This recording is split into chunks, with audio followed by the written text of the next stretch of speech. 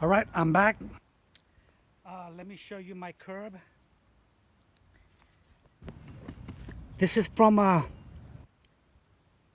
8 feet by 8 inches wide vinyl siding.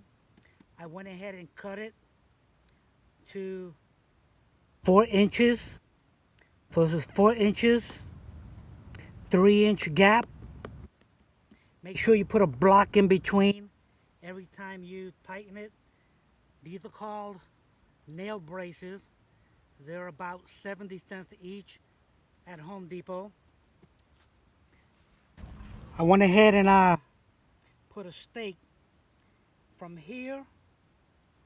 It is really tight against the curb, so I don't need to put any stakes in back of it, but I do need to put stakes in front of it just in case it expands. So this one I made out of wood. It's 3-inch gap, 2 by 4, 16 feet long.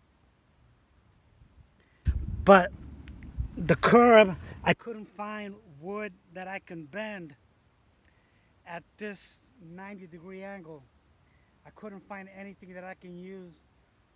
So I went ahead and got vinyl siding, braced it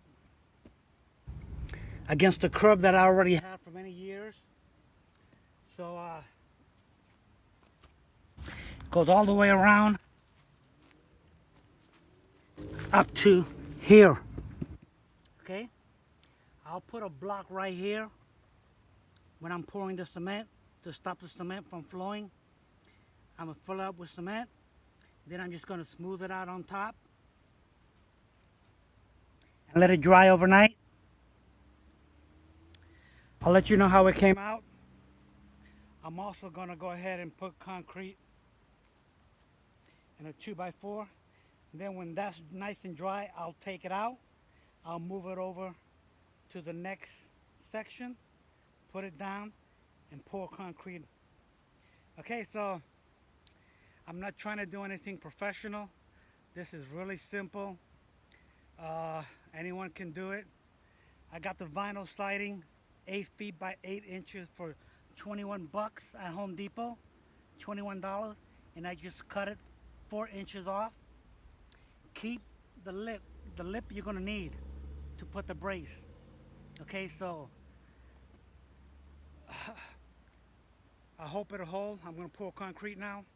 Good luck to me, and if it works, this will be the new way of doing things.